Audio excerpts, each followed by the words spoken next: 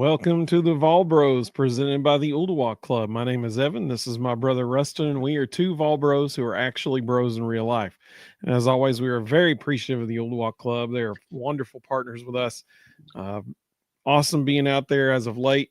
This past week, Ruston and I recorded a Break the Course record video with Tom and Rob, the head golf professional and assistant golf professional over there. And it was so much fun. It was a blast. I was working on that tonight. We're editing that video. So good times there. Looking forward to everybody getting to see that. We are also representatives of the University of Tennessee on the Believe Entertainment Network. And so we appreciate Believe for believing in us and our show. That was pretty smooth, actually. I've never said that like that before. I like that one. We got three things we're going to talk about tonight. Obviously, SEC Media Days just ended. And, you know, everybody always says that that's essentially the unofficial kickoff of football season when SEC Media Days happens. Well, you know what? Russ and I are going to give our season predictions tonight for every SEC team. That's the unofficial kickoff of SEC football. We've already got a lot of comments going on, and let's check those out. Sam, welcome, buddy. Great to have you. He said, given that we're replacing most of our O-linemen, all but one, that's correct. I hope our fans are patient with the development of this team. On the basketball side of things, both women and men were looking great for sure. Mina Lackey, here's a channel member. Good to see Mina Lackey. She said she's with you, Sam. Elijah, welcome, buddy. There's one of our channel members. He said, time for one of my favorite episodes of the year. Absolutely, man. We're excited about it too. And Mina Lackey said, these are fun. Jonathan said that welcome, Jonathan. He said, I believe the O-line will be better this year. I hope so. That'd be wonderful. Mina Lackey said, Eden Volbros and the best chat on the interwebs. Absolutely. 100% agree with you, Mina Lackey. Let's see. Mississippi Vol, welcome, buddy. He said, good evening, guys, chat family. Let's hear some predictions. Hit that like button and subscribe while you're at it. That's fantastic advice. Sage wisdom right there. Let's see. John said, hope everyone has had a great week so far. And Reed Carringer will be joining us Sunday night. So we're excited to have Reed on here Sunday night. That'd be good. Papa J, welcome, buddy. He said, can't wait to see what Joey Aguilar has. Yeah, me too. I think all of All Nation agrees with you there. Mina, like you said, we believe. That's right. That's what I'm talking about. She says she has high hopes for Joey. Dester, welcome, buddy. There's a channel member. He said, Eden Vol Bros, good to have you, man. Let's see here. Elijah said, I've seen a lot of the basketball players saying Nate Ament is really living up to the hype. If he's as good as advertised, look out. Amen. Absolutely. Herb said Ethan Moore and Appenzeller to campus is huge. Absolutely, man. Getting Appenzeller was a big deal. That's pretty awesome. So, with that being said, Ruston, we just finished SEC Media Day. So, give me, and y'all can let us know your take on this as well in the comments. Give me your favorite thing that happened in SEC Media Days, and then give me your favorite Vol-related thing that happened in SEC Media Days. I actually thought SEC Media Days overall was pretty tame and honestly at times a little boring. Agreed. It felt like every single coach showed up and said, except one, every single coach showed up and said, I want to fly under the radar. I don't want anybody to ask a lot of questions. I'm not going to answer anything. We're going to try and stay as quiet as we can. And then there's Lane Kiffin, who rolled in and just said, who cares? We're going to talk about everything under the sun. So probably my favorite part of SEC Media Days was Lane and Paul Feinbaum kind of half-heartedly going at each other on the Feinbaum show. As far as Tennessee, my favorite thing about Tennessee was I thought Josh Heupel did a real good job of downplaying everything and being very boring. Yeah. I said a couple of weeks ago, I want my coach to be the most boring coach at Media Days. I don't want him telling anything. I don't want him helping anybody understand what they might do a little better. So, you know, I'm good with how he handled it. Even the three players they took, Miles Kitzelman was a little flamboyant at times, but the other two hardly talked at all. So I thought they did a good job staying under the radar, and that's what this team needs to be. They need to be a dark horse that nobody is paying attention to.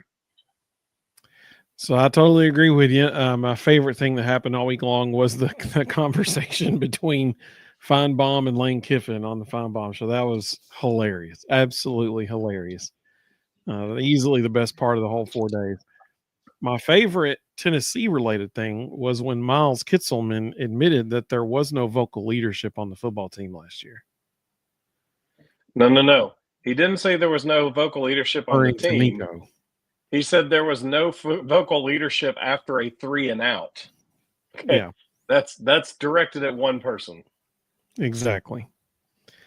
So I like that because, I mean, I think all of us, watching from the stands or from the TV, I think we could all have probably said the same thing. Like he was way too nonverbal of a quarterback. And I hope that changes this year. And here's the good news for Tennessee fans. If that was the case last year, we didn't have a strong leadership from our quarterback as described by his teammates, and we made the college football playoff. That's really good news for Tennessee fans for when they do get a quarterback who is a strong leader. You know what I'm saying? That's good news. Some of the other comments that came in, Bonnet Clay, welcome, buddy. Here's a channel member. He said, hey, Vol Bros, Vol fam, men's basketball preseason schedule is insane. That's true. They're going to be playing Duke and Michigan. He said, I know this is a football episode, just saying. Yeah, you're exactly right. Elijah said, it's especially huge having Appenzeller, going to be unbelievable in the future. Let's see here. Elijah said, my favorite was Dorkwitz talking about not releasing the Epstein files. We all know he's on there. Let's see. John said Dorkwitz is crazy talking about a 30-team playoff. Yeah, that's crazy. Elijah said, and then when they don't make it, he can advocate for 60. Mino said, I do like the way the Nico situation was handled by Carter. He left no room for any stirring. Yep.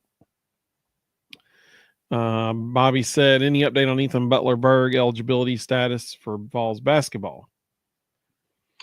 They're just still waiting on Ethan Berg. They're just still waiting on Ethan Berg to get an answer from the NCAA. He applied for eligibility. I would expect it to come at any moment because we're getting toward the end of July. So they should rule on that soon. And if he's awarded any eligibility at all, he's getting that spot. Like you said, we're in everything school. Amen. We sure are. You're exactly right. All right. Well, having said that, let's turn our attention to the SEC football schedule because, last couple of years, this has taken almost 2 hours to get through. We're going to try our very best to not let that take that long this year. Bobby said, how many years do you think you will get? Probably 2. My prediction was 2. VFL in Texas, welcome, buddy. He said, good evening, fam. John said, I finally got to play golf yesterday. I played terrible. It was the first time I played in 3 years. Hey, that's what I'm talking about, buddy. That's awesome, man. That's fun. I'm going to be out there with Ruston's nephew on Saturday, actually. I'm going to try to get Your over nephew, on the driving my range son. tomorrow. Yeah, what did I say? My nephew. Oh, my nephew. There we go. Let's see here. So here's how we're going to do this. And if you're listening on the audio version of this tomorrow, here's what you can expect right now. I'm going to show a graphic made by someone who was not me for each team. All these came from different places. Basically, I just picked the best one I could find and put it on the screen. Then I will quickly read through each team's full schedule. Ruston, then you can go through and give us your prediction for each team. If you want to go game by game, whatever, that's fine. And then I'll go through and give mine. That's how we're going to roll. Sound good? And so each time one of the teams comes on the screen, we would love to hear your prediction for each team in the comments as well. So I'd love to put those on the screen. So we're going to go alphabetical order through and this is funny. I posted this earlier. So earlier, just to make sure I wasn't forgetting anybody, Google searched SEC teams alphabetical order, and it gave me 15. It left Vanderbilt off. Google left Vanderbilt off of the SEC list. It cracked me up. It was hilarious. So, with that being said, we'll start with Alabama. They kick off the season at Florida State. Then they host Louisiana Monroe. Then they host Wisconsin in the second half of the home and home from last year. They get a bye week. Then they go to Georgia. Then they host Vanderbilt, trying to get revenge on the mighty Commodores of Vanderbilt. Mina like you like the fact that Google left the Vanderbilt out of the SEC. Then they go, Alabama travels to Missouri. Then Tennessee comes to town in Tuscaloosa. Then in a fifth straight game, they go to South Carolina. Then they have their second bye.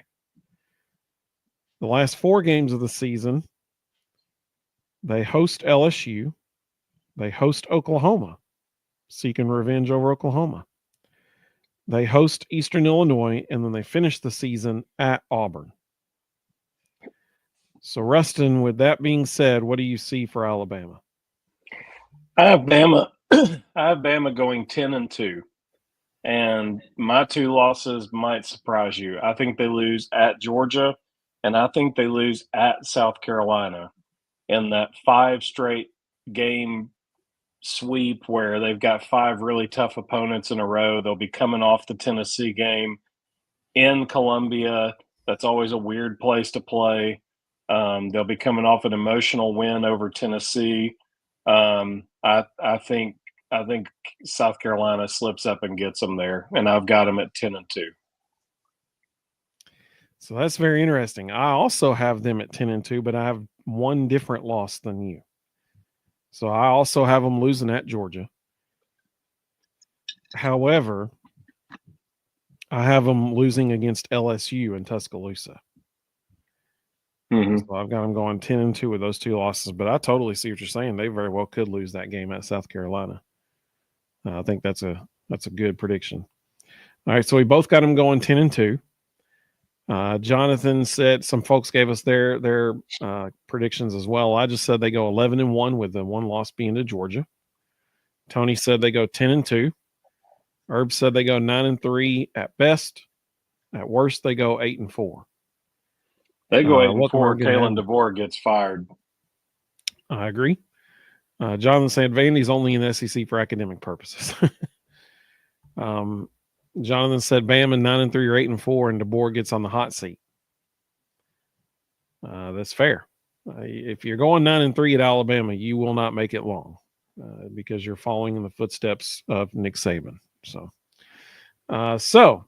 there's our outlook for Alabama. We both predict 10-2 this year. All right. Next up, alphabetically, Herb said, who is their quarterback? Probably Ty Simpson,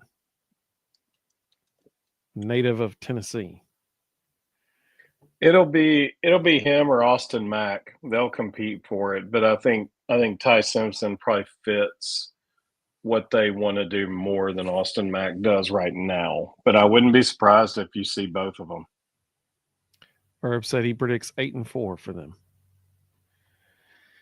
All right, so let's turn our attention to the next team alphabetically, and that would be Arkansas. All right, so Arkansas starts the year off at home against Alabama A&M, then has to go to Arkansas State. So they're going to Butch Jones Stadium.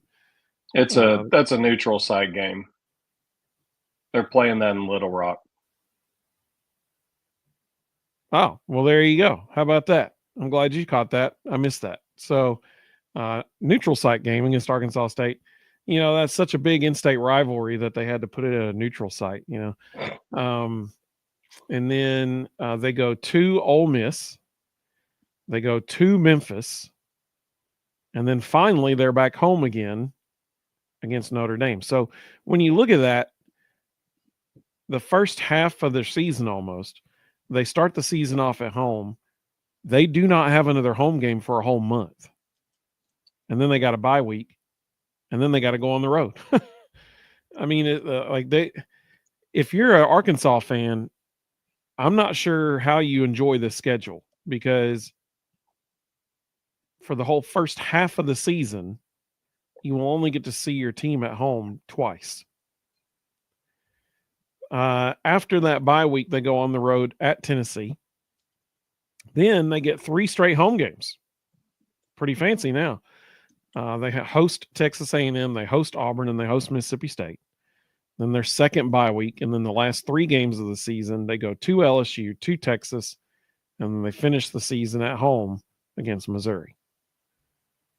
So, honestly, if you're a Missouri fan, can't be real thrilled with how the schedule lays out for when your home games are.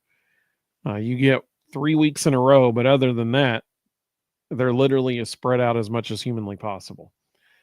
So Ruston, just jumped on me there. There we go. So Ruston, are you moving it? Yes, I didn't realize I was even hitting it. Yeah. So what's your prediction for Arkansas? I think this is the toughest one in the SEC to predict because they have Taylor Green back at quarterback. Bobby Petrino might be the best play caller in the conference. So you've got a veteran quarterback returning with a great play caller who's now very comfortable with that quarterback. You have a defense that's a somewhat of a question mark. 4 or 5 of their best defenders return. So they've got some dudes on that side of the ball. If they have a few other players step up, they could be probably better than expected. And they're going to score points because Bobby Petrino and Taylor Green are going to score points. So I could see them as good as 8-4, honestly. My gut tells me 6-6, but I could easily see them sneaking up and beating Auburn, sneaking up and beating Texas A&M. So I'm going to go 6-6, but with a huge asterisk next to it because I think they very easily could end up 8-4. So this is interesting. We did not converse about our predictions before this, but I also have them going 6-6. I've got them starting the season off with 2 wins against Alabama A&M and Arkansas State, then losing to Ole Miss, then beating Memphis. So they're 3-1 at that point, and people are probably like, okay, this is going the way we expected it. But then they got to host Notre Dame. Notre Dame's going to kick their tail, and so 3-2. Then coming off a bye week, they come to Knoxville. It's a revenge game for Heupel. Historically, Heupel's very good in revenge games. They lose in Knoxville in a close game. I don't care who it is, who's playing for which team. It's Tennessee, Arkansas. It's always a good game. Always. So that's going to be a close one. But at that point, they're 3-3. And they got to go on the road to Texas A&M. I got to lose in that one. And then coming home and beating Auburn because it's in Fayetteville. And, they're going to – Sam Pittman's going to feel like his back's against the wall, and they're gonna pull that one out. Then they're going to beat Mississippi State because Mississippi State's going to be terrible. And then they're going to lose at LSU. They're going to lose at Texas. And then sitting at 5-6, they're going to do what they do every year, potentially to save Sam Pittman's job. And they're going to win at home against Missouri to end the season and become bowl eligible. So I got them going 6-6. I'm not as high on Notre Dame as you are. I would put a huge circle around that September 27th game in Fayetteville. It's still relatively early in the season. Notre Dame has no quarterback. They have 2 dudes fighting for the job. Both are completely unproven. Imagine if you were Notre Dame and you had George McIntyre and Jake Merklinger competing for the job, except it's 2 dudes that aren't as good as either one of them. So they've got a huge question mark at quarterback, and by week 5, they may not have resolved that. And Bobby Petrino and Taylor Green could outscore Notre Dame. Yeah, for sure. Let's see here. Elijah says Arkansas goes 4-8. Tony said No 4 way. and 8. Bon at Clay said, "Who at Arkansas made this schedule?" Yeah, exactly right.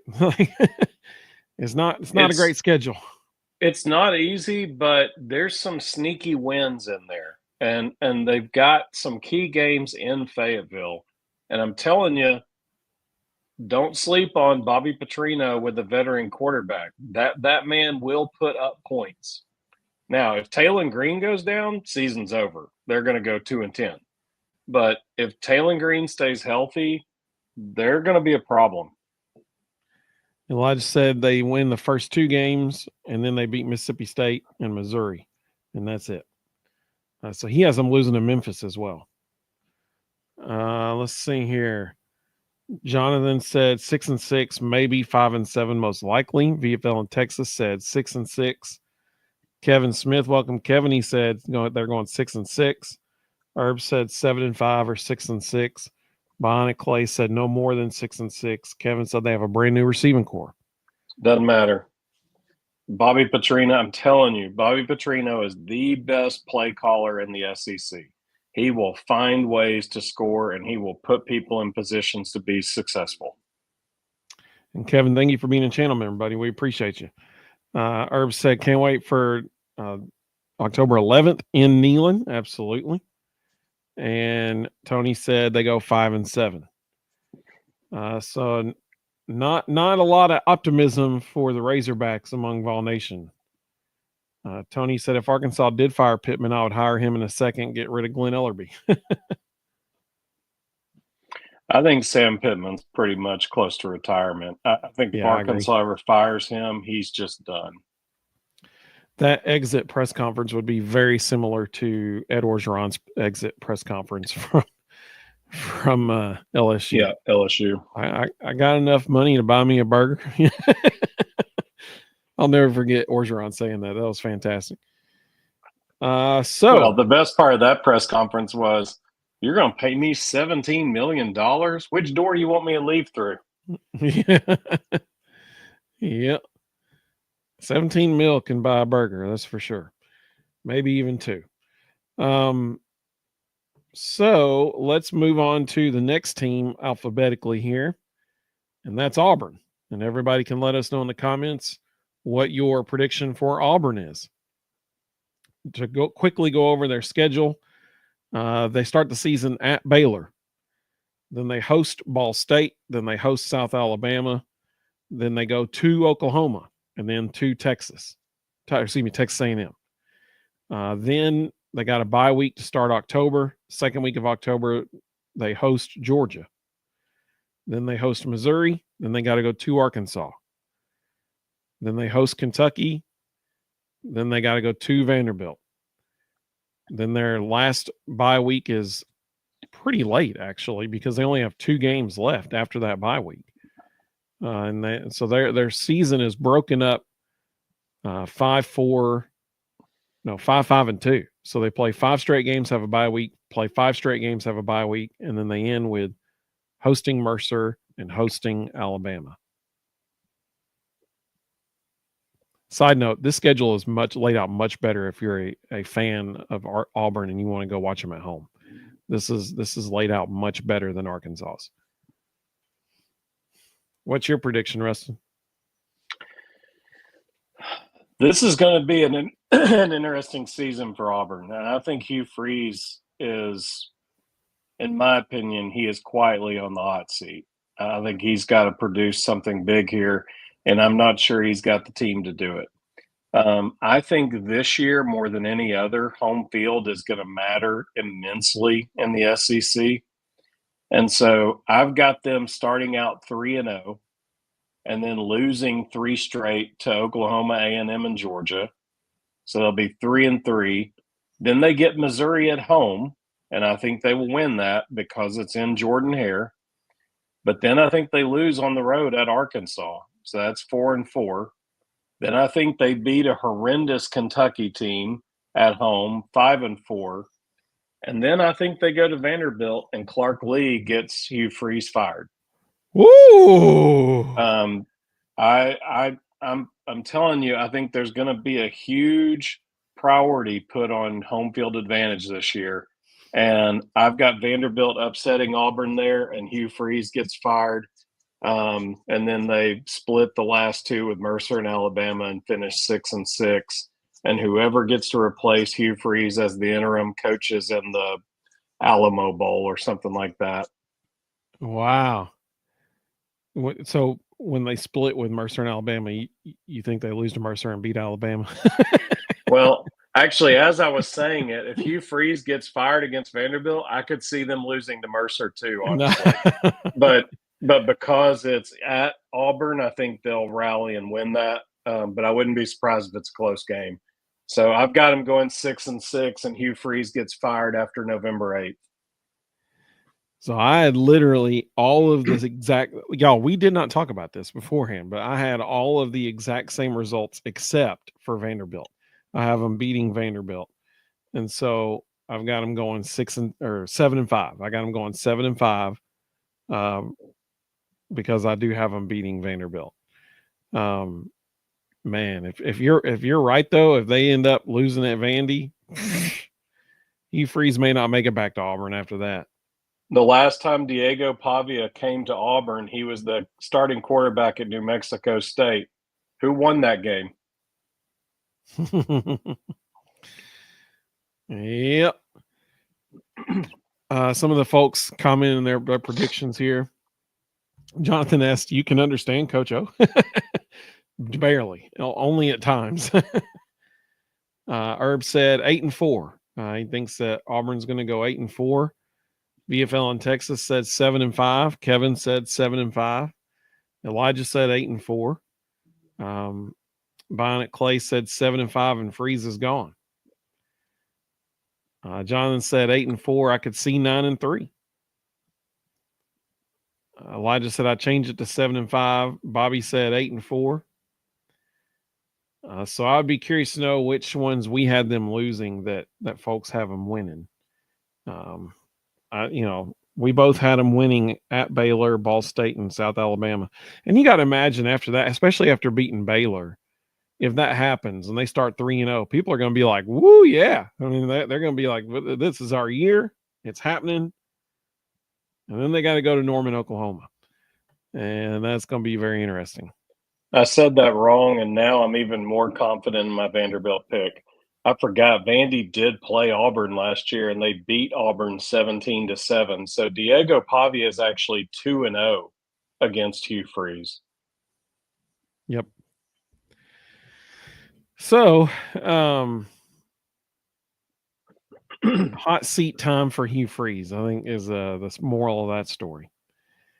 As we move on, we got next up is goodness, I hate this team. Florida. Wow. That's an awful graphic. Yep, it sure is. Sadly, that was the best one I could find. Mina like she liked my reaction there. I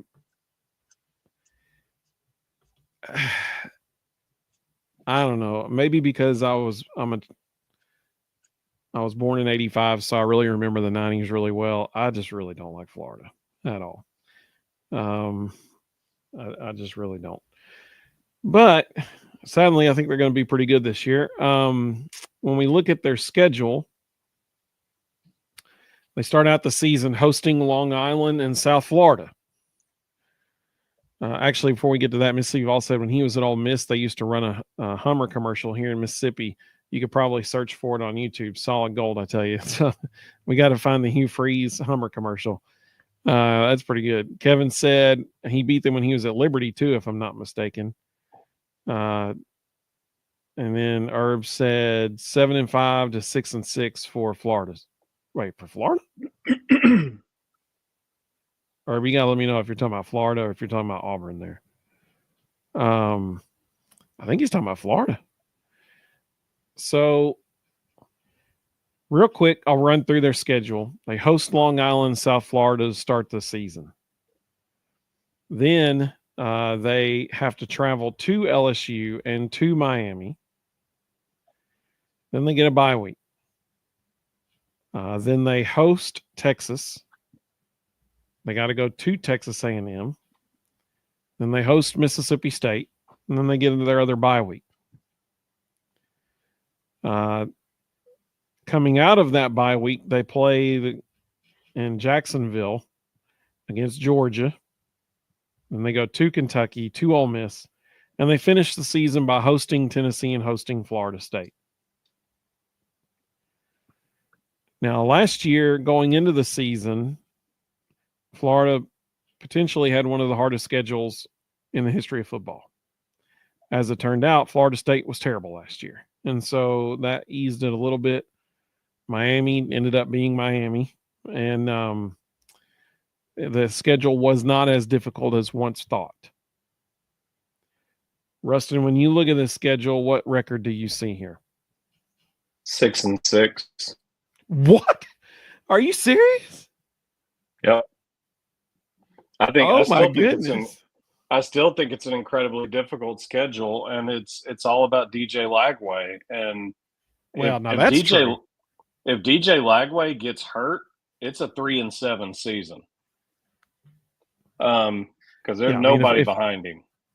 Yeah, it is totally dependent upon Lagway. That's for sure. Again, I think home field advantage is going to be really, really important this year. So I've got them winning the first two, then losing at LSU. I think they can beat Miami, so that's 3-1. But I don't think they have the firepower to stick with Texas. I think Texas will whip them. So that's 3-2. Then they have to go into Kyle Allen Field, which is a very difficult place to play. And Mike Elko is one of the best defensive minds in the entire country. So if anybody's going to shut down DJ Lagway, it's Mike Elko. So I've got them losing that one. So that puts them at 3-3. They'll whip Mississippi State 4-3. I don't think anybody's beating Georgia in the East, or what used to be the East. So that's 4-4. Then I've got them beating Kentucky. That's 5-4. But I think Ole Miss is better, and it's in Ole Miss. So I've got 5-5 there. I don't like Tennessee's chances in the swamp with Lagway, but I think they'll beat Florida State. So that's 6-6. Or I'm sorry, 7-5. I was trying to convince myself 6-6, but it's 7-5. But if DJ Lagway gets hurt at any time during this season, 3-7, 2-10. I mean, there's nothing after him. Yeah, I totally agree. If Lagway gets injured, the whole outlook for the season changes dramatically. There's no doubt about that. Yeah. So I've got him at 7-5.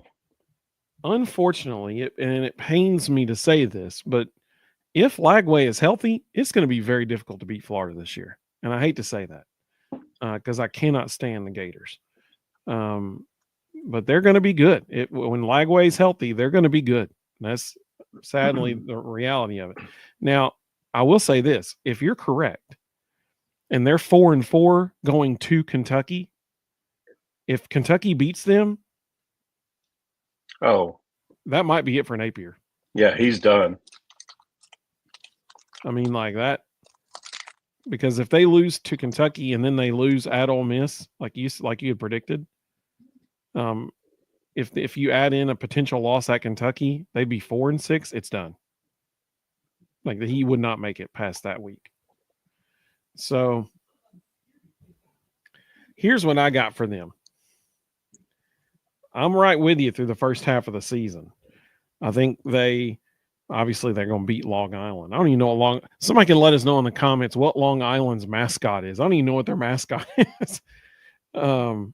But whatever they're fighting, whatevers, they're going to beat them for sure.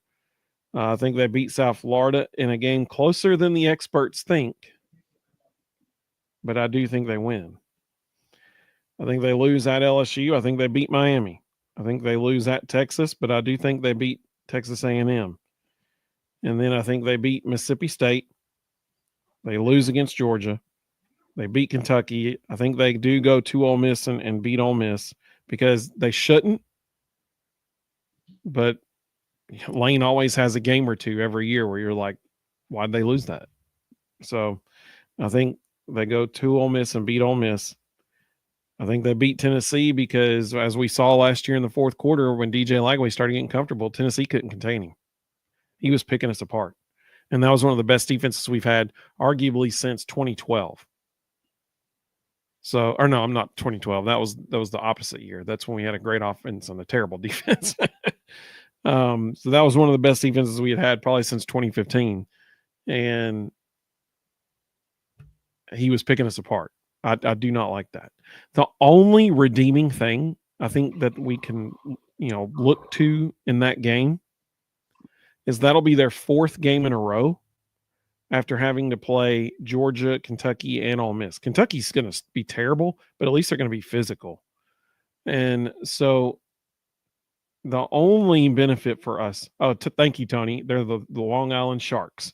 So there we go, the Sharks of Long Island.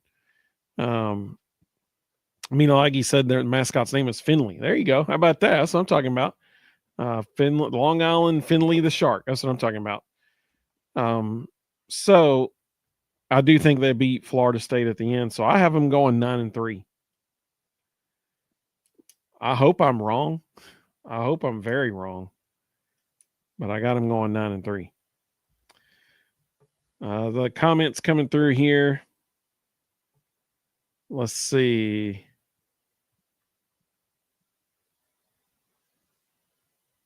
Oh, Mississippi Vol said he was talking about Ed Orgeron when he was coaching at Ole Miss and the Hummer commercial there. So that would be really good, actually.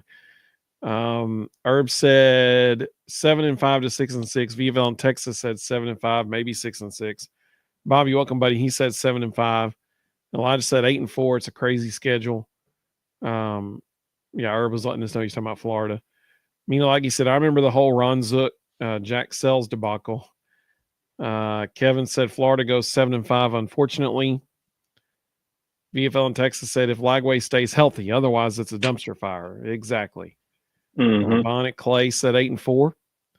Herb said he thinks they lose to LSU, Texas, Georgia, Ole Miss, and Tennessee at least.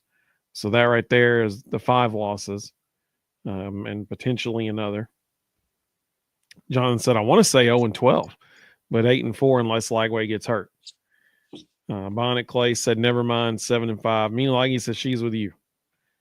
Tony said he thinks they go 7-5. The worst part is they beat us in Gainesville again. I'll believe we win in Gainesville when I see it. It certainly has been a while. I do remember the halftime Hail Mary to James Banks. I remember that from Casey Clausen. That was fun times. I was sitting in my dorm room watching that, actually. Mr. Jones said 0-12. I wish, man. Hey, I hope the Sharks take a bite out of the Gators and on August the 30th there. Let's see. Milagi said, bravo, Mr. Jones. Bonnet Clay said, can they keep Napier, please? Sam said the Gators are talking about running more, power running. Let's see here. Robert said, hey, welcome, Robert. There's a channel member. Appreciate you, buddy. He said, hopefully the Gators won't be as good in November. I hope not. This is obviously the latest we've played them since 2001. Every year we play them in September until now. So it'll be interesting to see how that works out. Honestly, that could play in Tennessee's favor because if Lagway is banged up by that point, Tennessee has 3 quarterbacks that they could, put out there and really not lose any talent drop off in any of them. That Florida cannot say the same thing. Let's see here. Minalagi said fins up is their battle cry. Oh man, that's awesome. I'm digging the Sharks of Long Island now. Go Sharks. Go Sharks. I want you to beat the Gators. Jonathan said he thinks we finally win in the swamp this year. We very well could. I mean, we could. Sam said, I'm glad we play them late as they may be depleted. Yeah, you're exactly right. It could work in our favor. Bobby said, at least we have them later in the season besides so early in the season. Yeah, you're right. Absolutely. Irv said Napier's from the upper Cumberland area of Tennessee, right? Cookville. Yeah, there you go. So we got some very mixed reviews for the Gators there. So right now, through 4 teams, I've got Alabama going 10-2. Ruston has them also going 10-2. I said 6-6 for Arkansas. Ruston also said 6-6 for Arkansas. I said 7-5 for Auburn, and you said 6-6 for Auburn. Is that right? Yep. And I said 9-3 for Florida, and you said 7-5 for Florida. So that's what we got so far. Mr. Jones said the Vols defense is going to be even better than last year. Remember, people laughed when Heupel said our D would be elite. Who's laughing now? They will be very good. They will be very good. I don't know if we can say they'll be better than last year yet, because we certainly lost some serious contributors on the defensive line. But they're certainly going to be good. Tony said we could be depleted too by November. It does work both ways. Yeah, I mean, it's SEC football. You're exactly right. This next one, I think, will probably be the easiest of them all. We got Georgia up next. Do you have Georgia losing a game? No, because I think they have one of the easiest schedules in the country.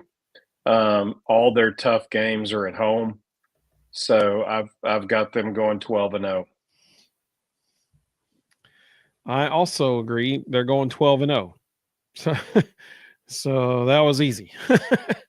Some of the comments coming through said, Bonnet Clay said, having a full year's worth of film on Lagway will be beneficial. Yeah, it will. You're right. For sure. Elijah agrees. He says they're going 12-0. I think their 2 toughest tests will be home against Texas. And I think their second toughest test will be on the road in Neyland. Yeah. It's the only legitimate road game they play. Yeah. Because, I mean, they're going to walk all over Mississippi State. And kind of Auburn, too. But how do you get 9 home games? I mean, that's crazy. Yeah. They do have the one in Jacksonville. But still, that's still 8 home games. Like how 8 and one neutral site. I mean, typically, if you have a neutral site game, you have 7 home games and 1 neutral site game. But somehow they work that schedule to where they got Georgia Tech at home, and so that's pretty sweet. They got Texas, Georgia, and Alabama all at home. I mean, Georgia's a neutral site, but that's better than Gainesville. Yeah. I mean, that's pretty sweet schedule for them. So I think they go 12-0. Tony, let's see. Tony said Dogs 12-0, 11-1 at worst. Sam said Napier folks live in Chatsworth, Georgia, just east of Dalton. Oh, that's cool. I didn't know that. That's just right down the road from us. We're in Chattanooga, so that's just right down the road. VFL in Texas, so they go 10-2.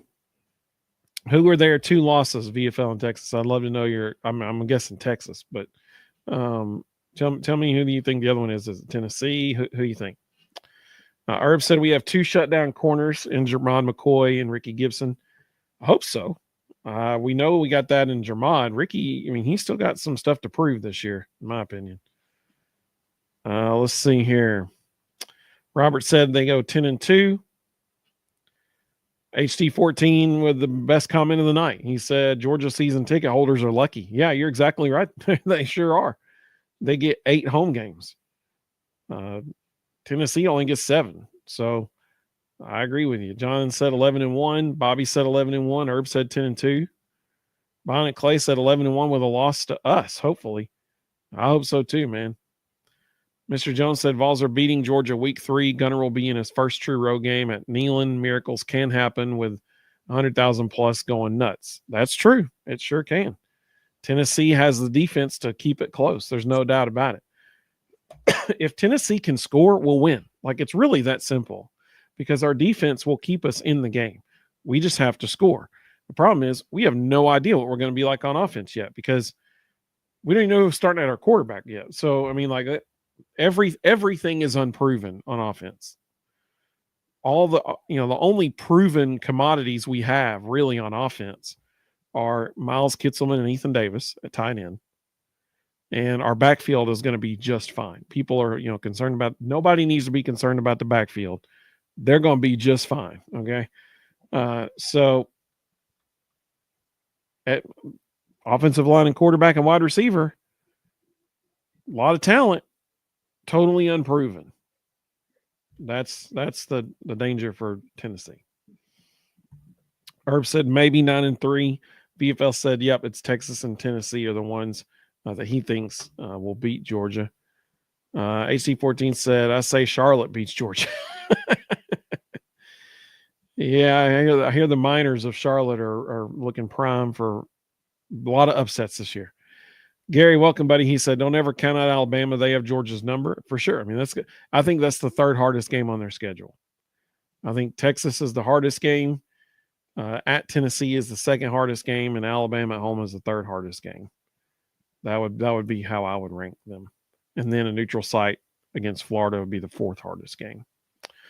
I didn't even run through their schedule. I guess I should have done that. But they host Marshall, then they host Austin Peay, then they go to Tennessee, then they have a bye week. Then they host Alabama, they host Kentucky, then they go to Auburn, then they host Ole Miss. That's a lot of hosting going on here. Then they have a bye week, and then they end the season with 5 straight games. Oh, wait, I was wrong. The Georgia Tech game is also a neutral site game in Atlanta. They're in Mercedes-Benz. Which isn't really a neutral site. That's true. So they go to Florida, or not to Florida. They go to Jacksonville to play Florida. Then they go to Mississippi State. That's obviously a win. Then they host Texas. They host Charlotte, and then they go to. So they only have 7 home games. So I was wrong about that. Let's see. Elijah said Texas is not winning on the road in Athens. HD14 said, I'll be getting season tickets from some friends for this season. And I beg that we don't get blown out by Georgia. We won't get blown out. I can confidently say that. Our defense will keep us in the game because Gunnar Stockton is not going to like how many people are going to be coming at him all game long. The problem is they're so daggum talented that you can't keep them at bay forever. Sam said losing Simmons and Omar Norman Lott, we're going to need some of our young deep tackles to step up. Absolutely. VFL and Texas says it's a revenge game for Texas, and Texas has more talent. Mr. Jones says we know we're going to run the ball and play defense. We're smash mouth with a chance of splash. I hope we can connect on 2 deep passes a game. That's my hope. If we can do that, we're going to beat pretty much almost everybody on our schedule. If we get 2 deep touchdown passes a game, look out. I mean, it's really that simple. I mean, look at the past 4 years under Josh Heupel. If we get 2 deep touchdown passes a game, we win. I mean, it's literally that simple because that's the formula. Jonathan said, I'm glad we get Georgia early. I agree. Herb said talent. Their quarterback isn't proving yet either. I mean, he did get multiple starts in the college football playoff, and he played an SEC championship game, won that game. I mean, he's done some stuff. He's also surrounded by an elite level of talent. So he can just be a game manager and be very, very successful. This is going to be Georgia's most talented wide receiver group they've had in a long, long time. They got some dudes out there this year. So moving on to the next team, we got Kentucky. I'm so excited about this one. Every year we always tick off some fan base. This is going to be mine this year. Kentucky ain't going to like what I'm about to say. Ruston, I'm going to run through their schedule real quick, and then you give me your prediction for their schedule here. First thing is they need to fire their graphics person. For sure. Yes, I totally agree because that's kind of terrible. They got players peeking in from the side. Well, and they put muted helmets on a gray backdrop. I mean, it's just everything about it is awful. Yep. So to run through their schedule real quick, they host Toledo, then they host Ole Miss, then they host Eastern Michigan. Now, at this point of the season, whoever made Kentucky's schedule this year, why do you hate your team? Because from this point forward, their schedule is horrible. Like the way it's laid out, where their bye weeks are, and I know the SEC obviously has some say in that as well. But this is just terrible. Listen to this. They play 3 games and they have a bye week. But at this point, Mark Stoops will be 2-1. So this is when they'll give him the 10-year contract extension. That's a good point. I should have mentioned that. You're right. That's exactly right. So then they have to go to South Carolina and to Athens. Then they immediately have another bye week. Like, what the heck? They play 3 games, then they have a bye week. And side note, if you're looking at this schedule, normal people would go down the left column, then down the right column. Kentucky didn't do that. It goes left, right, left, right, left, right, left, right.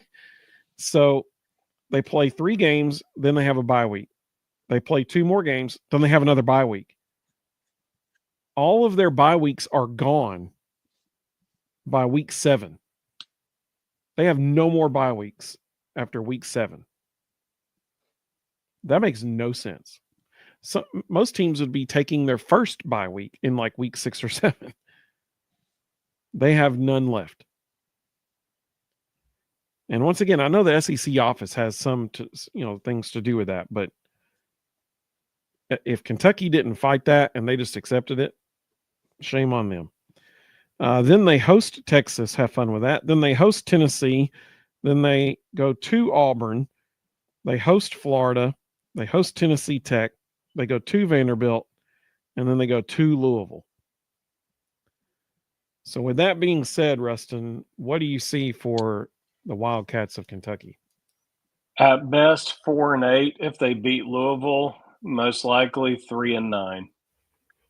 And at the end of the year, because Mark Stoops' buyout is so absurd, he fires the offensive coordinator again to save his job and buy 1 more year.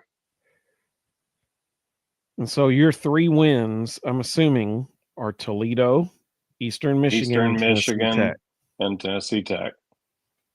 I have the exact same record. They might slip up and beat Louisville, but I highly doubt it. Especially since it's at Louisville. Right. I have the exact same prediction for them. Literally the exact same games, everything. So we both got them going 3-9. Let's see what the folks in the comments had to say about Kentucky. Let's see here. Mississippi Vol said, I agree with that, Evan. Just connecting on 2 or 3 of those overthrown balls last year would have made a difference. Absolutely. We would have beaten Arkansas for sure.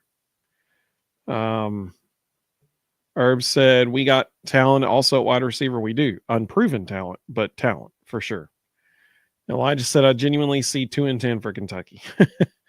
I mean, legitimately, maybe. Potentially. If Toledo beats them, then yeah, 2-10. It's really that simple. Mr. Jones said 4-8. Bionic Clay said this graphic is unreadable. I agree. Sadly, that was the best one I could find. Bobby said 4-8. VFL in Texas said 3-9. So that's what you and I predicted as well. Elijah said they lose every SEC game and lose to Louisville. So he also has 3-9. Jonathan said 4-8, but I hope 0-12. Minalagi said this graphic is horrendous. Bionic Clay said 4-8. Sam said, how quick can our offensive line come together considering we have 4 new guys? I do believe we have better talent, but last year's line played together for a long time. Offensive line, especially in the SEC, is a developmental position. Quite frankly, it concerns me that we have a true freshman potentially starting at right tackle. We will have a Satterwhite as probably a second year or maybe third year guy. I can't remember. But our 2 guards will be veterans, so that's good. Lance Hurd is a third year guy, so that's a veteran. Hopefully they can come together quick. That's the thing. Robert said Kentucky may win 4. Tony said 3-9. Sam said Mark Stoops is treading water and hanging out for the buyout. I tell you what, I want his agent because that joker somehow convinced Kentucky to give him $8.5 million a year through 2031. And if they fire him, they have to pay him 75% of the remaining contract as his buyout. So as of right now, I just did the math. If they fire him at the end of this year, they have to pay him $38.7 million to walk away.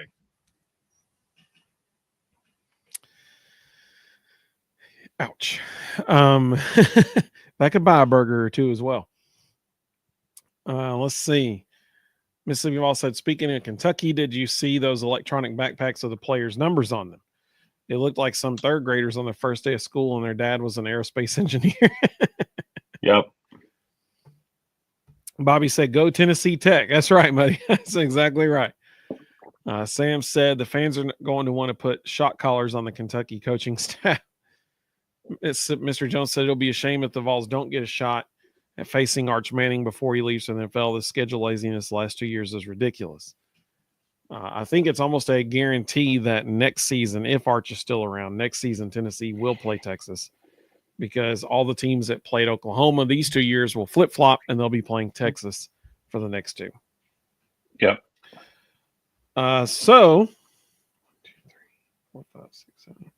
We're gonna keep going here because we're already an hour into the show and we're not even halfway through the schedule. All right. So next up, we got LSU. Pretty cool graphic from LSU. To quickly go over their schedule, they start the season at Clemson. Side note, if you saw Peter Burns' tweet about Dabo running down the hill with the Chinese robot comparison, it was absolutely hilarious. I quote tweeted it from our account, so you should go look at it. Is that at Clemson or is that neutral site? It's at Clemson. Yeah. Huh. And then they host Louisiana Tech. They host Florida. They host Southeastern Louisiana. Then they go to Ole Miss. Then they got a bye week. So they play 5 games. Then they have a bye week. Then they host South Carolina. They go to Vanderbilt. They host Texas A&M. And then their second bye week. And then the last 4 games of the season, they go to Alabama right after that bye week. They host Arkansas. They host Western Kentucky. And they finish the season in Norman, Oklahoma. Ruston, what do you see for LSU? I think a lot of pressure is on Joe Sloan as their offensive coordinator. Garrett Nussmeier is a weapon. He might be one of the best quarterbacks in the entire SEC. And so I think there's a lot of pressure on this offense to produce at a high level. Certainly one of the most experienced quarterbacks in the SEC.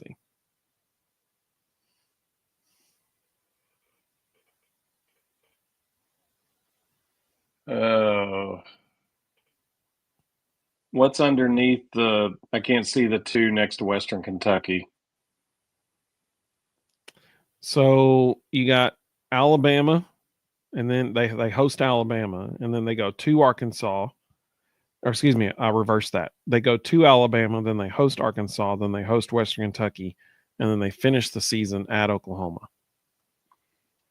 I got them 10-2, losing at Alabama and at A&M. So this is the one that I think everybody's going to be like, Evan, what are you doing? I have them going 11-1. And it's not the one that anybody thinks it'll be. I have them sitting at 11-0 going into the last week of the season. And then Brian Kelly doing the most Brian Kelly thing ever and losing at Oklahoma. That's what I got. Every year, there's always one game that he loses that he shouldn't, and he blames his players.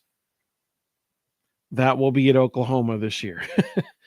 I correctly predicted Oklahoma beating Alabama last year. I'm going with it again this year. They always surprise one team. Actually, I misread that. So A&M is at LSU? Correct, yes. Okay, then I'm going 11-1 with the only loss at Alabama. So I think they go 11-1 as well. That automatically puts them in contention for the SEC championship game. And so we'll get to that here in just a second. Jonathan said, how many trips will Kentucky players make to the concession stands during home games? Mr. Jones said, LS who? VFL in Texas said 10-2 for them. Sam said, time to put Brian Kelly on the hot seat. Elijah said, is it crazy to say 12-0, maybe 11-1? Yeah, I think you're exactly right. It could happen. They're good. They're going to be good. Like, they're going to be really good. Bobby said 11-1. If Tony they're said let's put an asterisk on that. If they're not good, Joe Sloan gets fired because he will be the scapegoat. That guy 2883. That's a cool name. He said 10-2, not losing at home. Go Tigers. So wait a minute. He's an LSU fan, and I predicted a better record for his team than he did. So I wonder what are your two losses?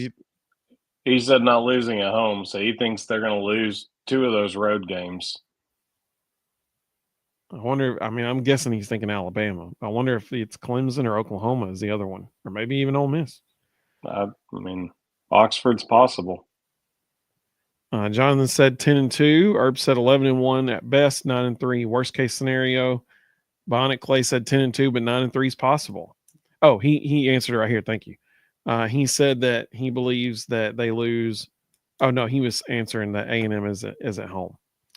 Elijah said he did say we lose at Clemson and Alabama. Oh, he just put that? Yep, he sure did. Mm-hmm. So he's predicting we lose it. That LSU loses the opening game of the season at Clemson and then at Alabama.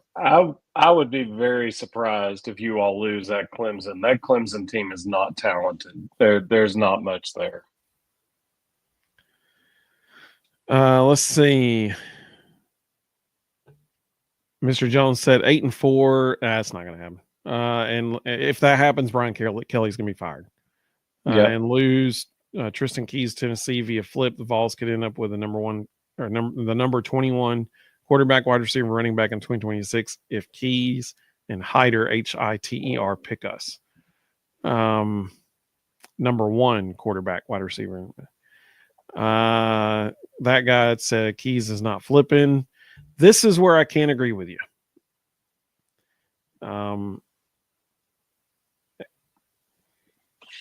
He knows what he's doing. Tennessee is wide receiver, the original wide receiver. Let's find a third-year wide receiver who's already proven himself and give all the money to that guy. Even as of late, you could say, well, we had Odell Beckham Jr. and all these guys. Yeah, sure, for sure. Ohio State could claim that they've put more wide receivers in the NFL as of late. So even as recent history, you can't claim to be wide receiver U. But when you go back and you look at Tennessee's history at the position, I mean, Alvin Harper, Carl Pickens, and then we get into the 90s and you've got Marcus Nash, Peerless Price. Joey Kent. You can't. Yeah, sorry. Sorry. Let's see. Jonathan said, I believe they spank Alabama. Mr. Jones said, Tristan Keys rhymes with Tennessee. Mina Laggy said, I thought Keys did flip. He did not. That was a false rumor that was being spread on the interwebs. Let's see. Mr. Jones said LSU doesn't even know how to spell go. I like that. That was pretty good, actually. I like that. Herb said Brian Kelly overthinks a lot. That guy said Clemson is our toughest team on our schedule. No, they're not. Could not disagree more. Robert said Willie McGee, absolutely. Mr. Jones said LSU doesn't have as good a quarterback for Keys to play with. Faison Brandon could be the key in landing Keys. You can't make statements like that. No one knows who these teams' quarterbacks are going to be next year. But the portal is these rosters are going to be a revolving door. I would say Clemson is the fourth, maybe fifth best team on your schedule. Don't let an overrated ACC team distract you from the fact that you've got Alabama, South Carolina, Oklahoma, Ole Miss, and Florida on your schedule. Who's the most talented wide receiver on Notre Dame's roster with returning eligibility? Let's go get that guy. Give him all the money you would give to Tristan Keys. Because after spending a year with the two slappies, they're going to be rotating at quarterback. He's going to want to go play with a real quarterback. So let's give all the money to that dude for 1 year, and then he can go be a pro. Don't waste money on high school kids that are flirting with fans online to get likes. They're never going to produce. Yep. So Ruston and I both have LSU going 11-1 this year. All right. To our good friends at Mississippi State. Actually, we'll go Ole Miss first. Because if we're doing it alphabetically, we got to do Mississippi before we do Mississippi State. So Ole Miss, very quickly running through their schedule, they host Georgia State, then they go to Kentucky, then they host Arkansas, they host Tulane. That could be a fun game. Then they host LSU. Then they have a bye week. Their bye weeks were terrible as well. Just terrible. Almost as bad as Kentucky's. So they play 5 games, then they play 6 games, then they have a bye week, then they play 1 game. Now, I understand why they do that, because the Egg Bowl is always like either the night of Thanksgiving or the day after. So it gives them a little bit extra rest. But it's just a mess. They host Washington State. That could be fun. They go to Georgia. Ouch. They host they go to Oklahoma. They host South Carolina. They host the Citadel. They host Florida. And then they finish the season at Starkville for the Egg Bowl. So, Ruston, what's your prediction for Ole Miss? Hang on, I'm going to pull it up on a different screen. I can't see any of this. Well, while you're doing that, I'll give my prediction. How about that? Yeah, go ahead. So I got them going 8-4. They're going to start the season off with 4 wins, including a win over Tulane. Everybody's going to be pretty pumped up and excited. 4-0. Sadly, then LSU comes to town and beats them. So then they're 4-1 going into the bye week. Everybody's like, it's all right. They come out of the bye week, beat Washington State 5-1. Hey, we're doing pretty good. Then we got to go to Georgia 5-2. They win in Norman in Oklahoma. Everybody's like, yes, 6-2. And then I have them losing against South Carolina at home, 6-3. They beat the Citadel. They lose to Florida. They beat Mississippi State. They finish 8-4. So my 4 losses are Florida, South Carolina, Georgia, and LSU. What say you? I've got them at 9-3 with losses to LSU, Georgia, and Oklahoma. So you have them losing. He has them losing at Norman and beating South Carolina and Florida. Yep. And I could easily see them winning in Norman because I'm not a Brent Venables fan. So I could easily see them going 10-2, but I'm going to be conservative and say 9-3. Let's see here. Sam agrees with you. He says, I'm not sure they beat Oklahoma and Norman. Let's see. Jonathan said, you can't believe everything you see on the internet unless it comes from the Vol Bros. They would never have false info. I appreciate that. VFL in Texas said Notre Dame's quarterbacks are better than you think. Based on what?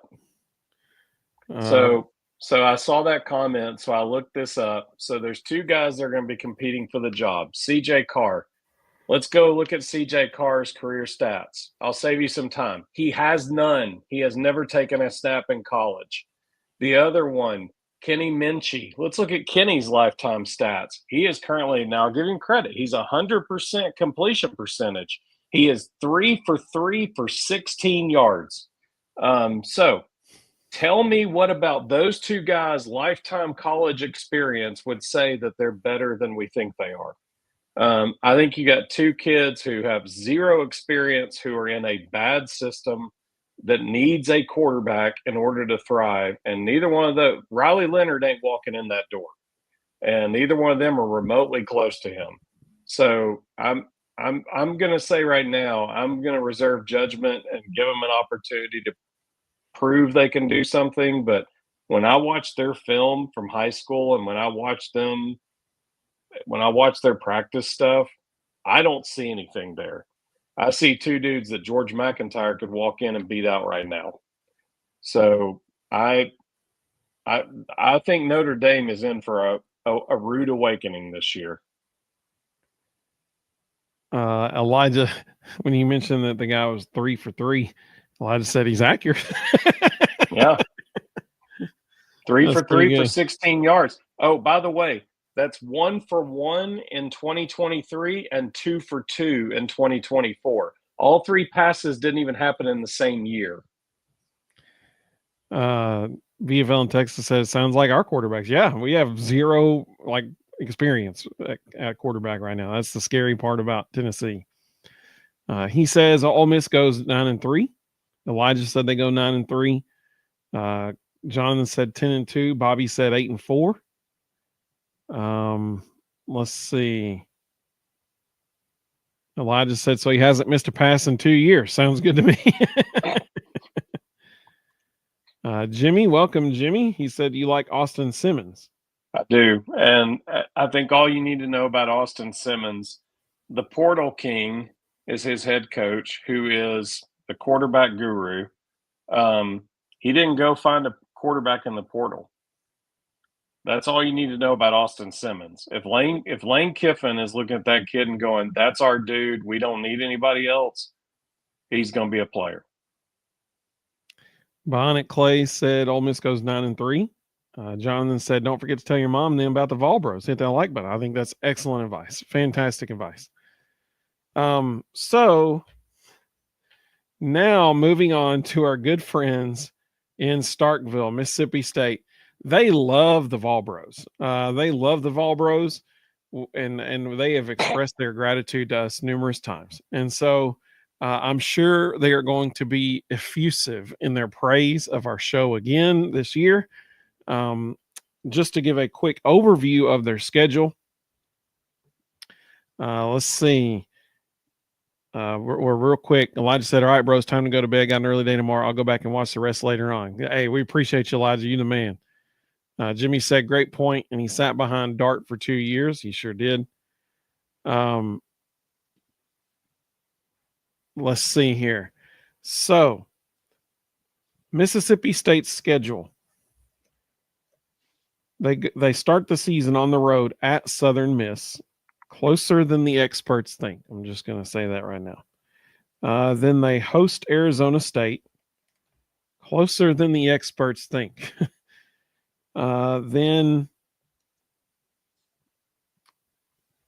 I mean, honestly, Arizona State's probably going to be favored in that game, if we're being honest. Oh, 100%. Yeah. Then they host Alcorn State.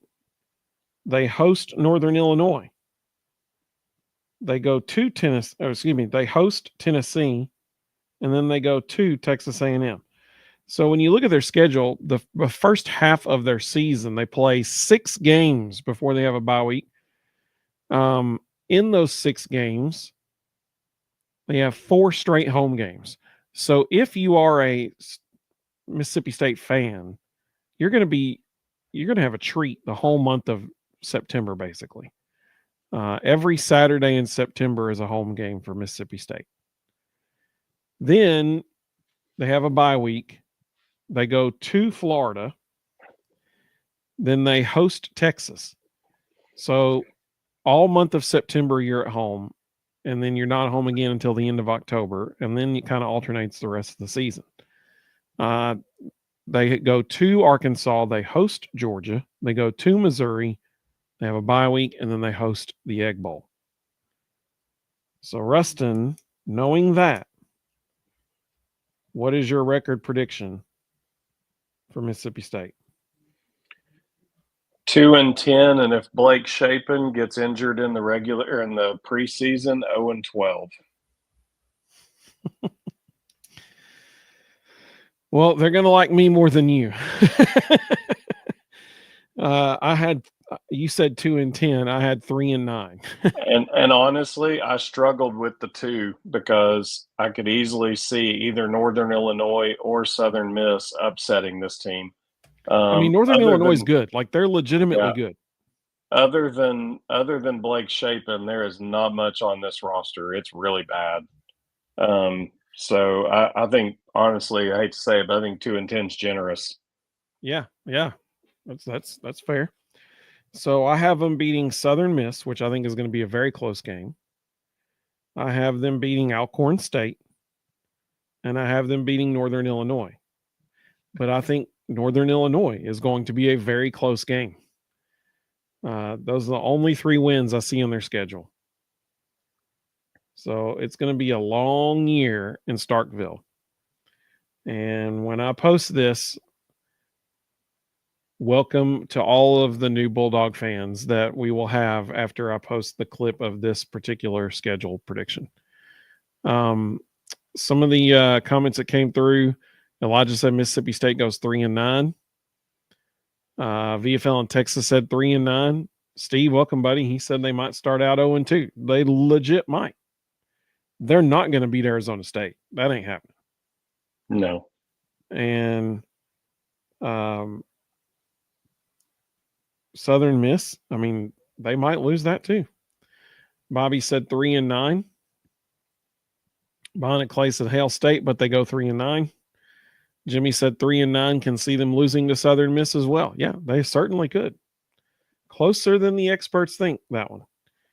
John I'm telling you, don't sleep on that Northern Illinois team. They might be better than Southern Miss, and they're going to come in there and they're going to run the ball, and Mississippi State's defense is not good. John said 2-10 at best. John said, I agree with Ruston. I was being generous giving them 2 wins. Sam said basketball ladies and men are looking to be strong going in the season. Agreed. Doing Let's football predictions right now, though. So neither one of us have real high expectations for Mississippi State. I think that's fair to say. Shout out to all our Mississippi State folks. We love you guys. Looking forward to talking with you in the comments. Missouri, I'm sure they'll all be totally rational and logical in their arguments for their team as well. Moving on to Missouri. All right, so Missouri, to quickly go over their season, they host Central Arkansas. That's actually a Thursday night game that has been updated. It was August 30th. It is now going to be August 28th. So that's a Thursday night opener. Side note, everybody circle August 28th on your calendar for a special Vol Bros that night. We'll get to that in a little bit. They host Kansas. They host Louisiana. They host South Carolina. They host UMass. They open their season 5 straight weeks all at home. 6. They host Alabama too. Yep. Well, then they have a bye week, and then they host Alabama. You're right. So the first 6 games of their season are all home games. Then they go to Auburn. They go to Vanderbilt. Then they have another bye week. Then they host Texas A&M. They host Mississippi State. And then they finish their season on the road back-to-back weeks at Oklahoma and at Arkansas. So if you're actually the Arkansas game, no, it is in Fayetteville. Sometimes that's a neutral site, but it's not this year. So if you're a Missouri fan, you got 8 home games. That's cool. Ruston, what do you see for their schedule here? They lost a lot, and they've got big question marks at quarterback. So I'm going 6-6. So I also have them going 6-6. I got them starting out 3-0 and then losing against South Carolina and then beating UMass. So they're 4-1 going into that first bye week, and then losing 2 straight. I got them losing to Alabama and actually losing on the road at Auburn, and then beating Vanderbilt. Maybe I should switch that Auburn and Vandy. I don't know. But then bye week, losing at A&M, beating Mississippi State, losing at Oklahoma, and then losing at Arkansas in the season, because that's the Sam Pittman, win one for the Gipper game. So wow, you have them we have going a Kansas fan. Oh, really? Yeah. Oh, Steve, welcome, buddy. He said going to be a sweet road win over those clowns, Rock Chalk. I hope you do. That would be all. Hey, we're cheering for you, buddy. We really are. Yeah. I'm full Jayhawk. I'm full whatever Central Arkansas is. I'm full Jayhawk. I'm full Louisiana. I'm full Minutemen, whatever. If Dorkwitz is on the other sideline, I'm pulling for the opposite. Amen. Not a fan of Coach Drink. Not a fan. Not a fan. So we're all for you, buddy. Go get him. VFL in Texas said 6-6. Jonathan said 6-6, and Dorkwick gets fired. I don't think he'll be fired this year, sadly. No. Well, I mean, actually, I'm cool with that. Keep him. Let's see. Bonnet Clay said 7-5 for the Missouri Tigers. Tony said Missouri has the easiest schedule in SEC, 8-4. Sad thing is they lost everything. Like they lost a lot of players. Yeah. John said, I think Kansas beats them week 2. They very well might. So we both have them going 6-6. That means we are now to Oklahoma. All right. So Oklahoma's schedule, very quickly to go over it. They host Illinois State to start the season.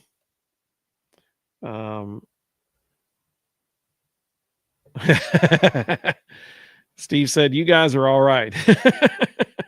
He said, for my money, Tennessee is the best team all around: football, basketball, baseball. Of course, I don't have much money, so take that for what it's worth. I agree with you, Steve. It's an everything school, man. All 20 sports made their respective postseasons for the second straight year in a row. It is an everything school. I agree.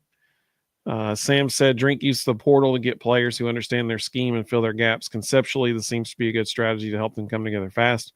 Well, Ruston's a big fan of the portal. Mississippi Vol said, I don't want him fired. He needs to come to Neyland Stadium for his beating in 2026. Yeah. I'm for that. I'm for that.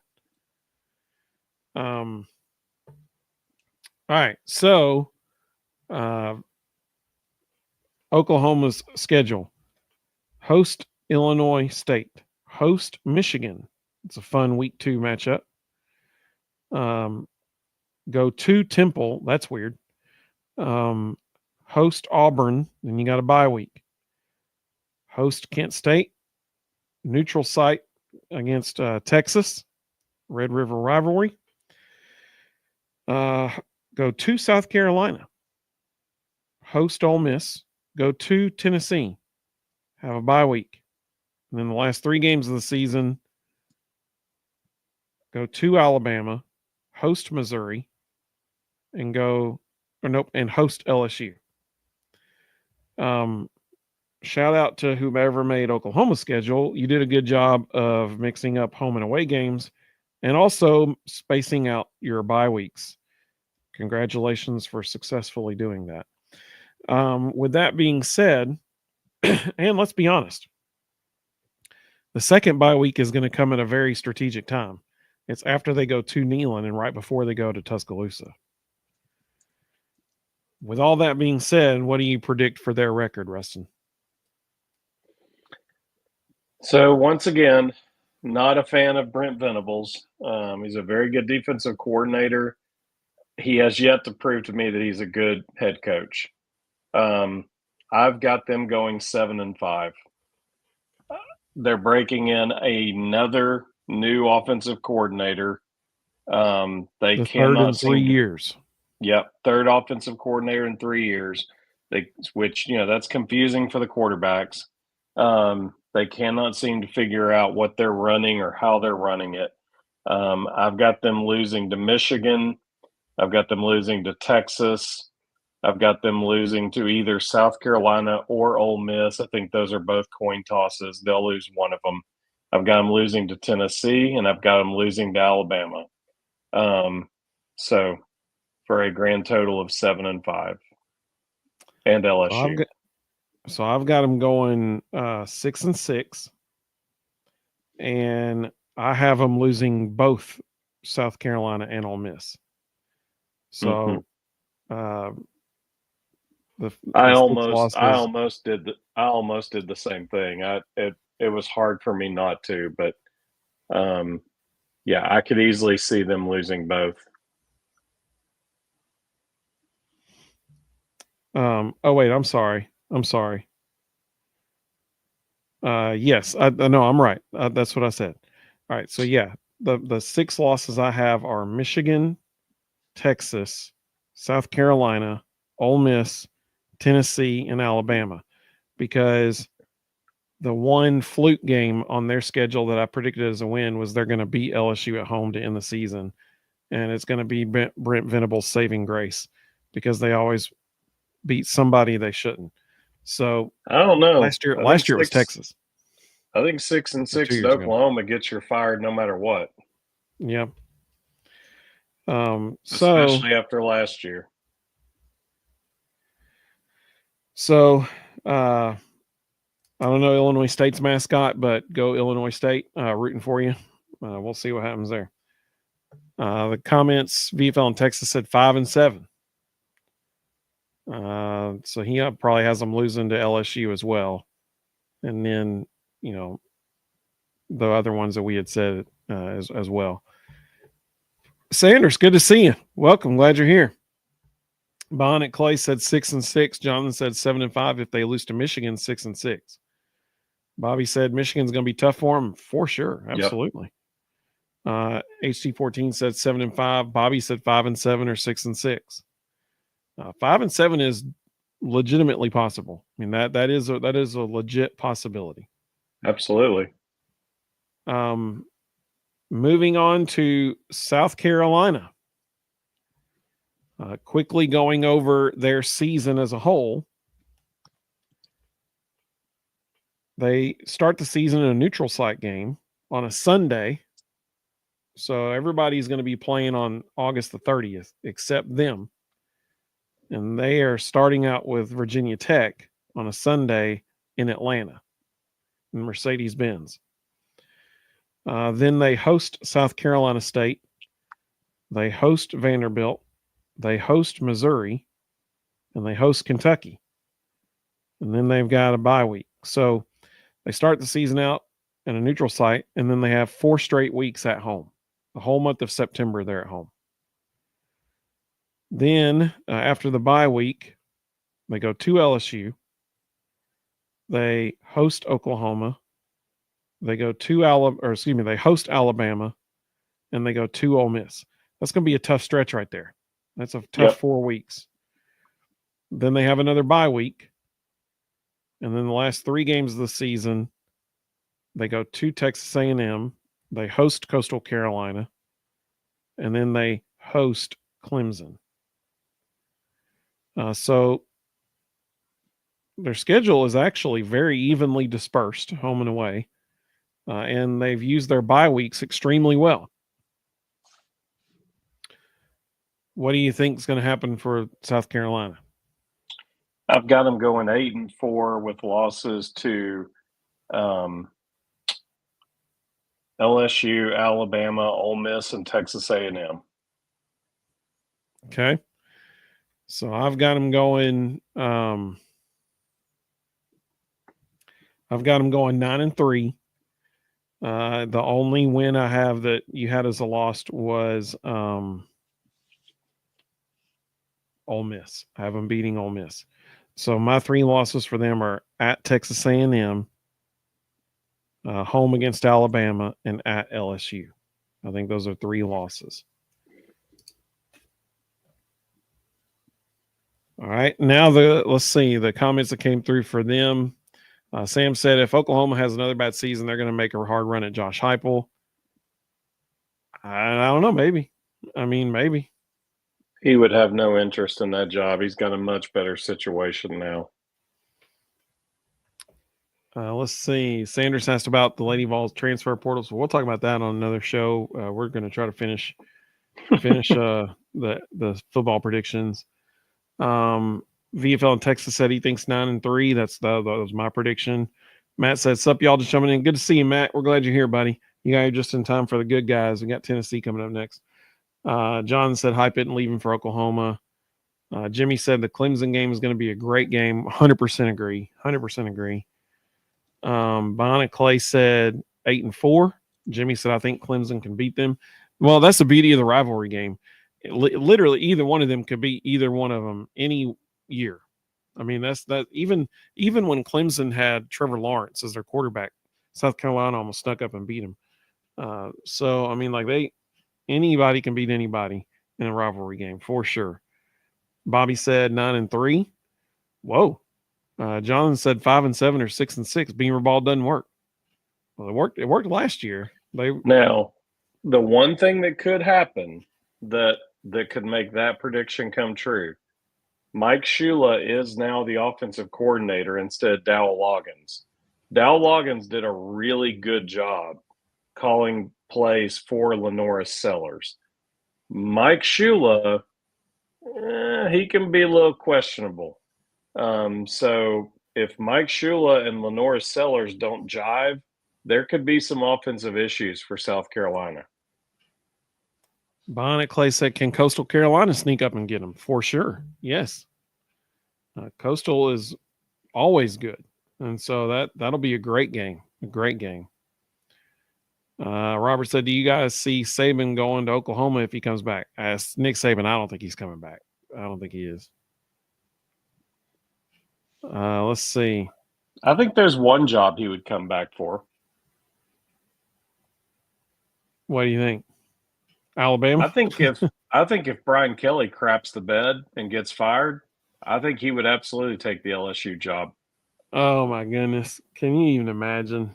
That would be chaos. Utter chaos. He has always said that he loved his time in Baton Rouge. I could see him taking that job. Jimmy said Saban should go to the NFL. If anything, Steve, I'm glad you caught that, Steve.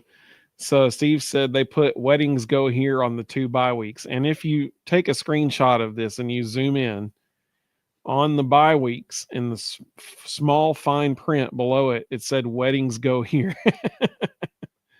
I love that. That's great. That was pretty good. So to the good guys, we got the Tennessee Volunteers coming up on the screen now. Just a real quick overview of Tennessee's schedule. They start out the season in Atlanta on Saturday the 30th against Syracuse in Mercedes-Benz Stadium.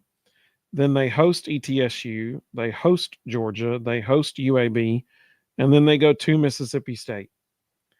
Then there's a bye week. Then they host Arkansas, they go to Alabama, they go to Kentucky, and then they host Oklahoma, and then have another bye week. Then they host New Mexico State, they go to Florida, and then they host Vanderbilt. Now, as far as the dispersion of their schedule, I do appreciate how evenly dispersed the home and away games are. Very, very well spaced out. The only thing I wish could have been different was that second bye week. Now, does it come after a tough stretch in their schedule? It does. They play Arkansas, Alabama, Kentucky, Oklahoma, and then get a bye week. Unfortunately, it comes the week before they play New Mexico State. I almost wish it had been a week later, the week before they play Florida. But I don't know. Hopefully New Mexico State, they're not overlooking them for Florida coming off that bye week. That's all I got to say. With that being said, Rustin, we've already in the past said what we think our prediction will be for Tennessee, but for the sake of the show, why don't you give it to us one more time? Yeah, I've got us. I've got us at 9-3. However, Florida is late. I've got us losing to Georgia, Alabama, and Florida. Florida is late though, and if DJ Lagway gets injured at some point, and doesn't play in that game, I could see us going 10-2. I think the exact same thing can be said of us. I am very uncomfortable with our quarterback situation. And if And that thing rightfully goes so. south, I could also see us going 7-5. So I think the ceiling is 10-2, and I think the floor is 7-5, and it's 100% dependent on how that quarterback room goes. I agree with everything you just said. I think that our 3 losses are Georgia, Alabama, and Florida. I think all 3 will be close games. Actually, I don't think Georgia will blow us out by any means. I think that it's going to be a very close game. I think the Alabama game on the road is going to be a very close game. Yeah. And I think it'll be close at Florida. Unfortunately, I think that we just come out on the wrong end of those 3. Now, like you said, if DJ Lagway is banged up, then that's a different story at Florida. But I agree wholeheartedly with you. I mean, we know our defense is going to be good. We know that. Everyone knows that's not a shock to anybody. The big question is, what's our offense going to be able to do? That's the big question.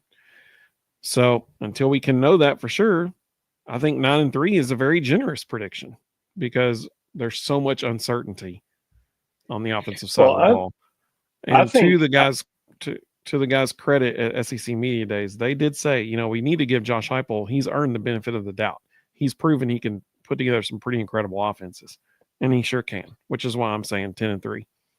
Or 9-3. I don't even think our quarterbacks have to be world beaters. I just want them to be a game manager and not turn the ball over. Because I think we have a really good defense. I think we've got the best running back room in the SEC. So don't turn the ball over, pound the 3 running backs, play good defense. It's not going to probably be very pretty, but you can win 9 games like that. Yep. All right. I think this one, or actually, let's go to the comments real quick. HT14 said we lose to Georgia, Florida, and a random bad school like usual. That's fair.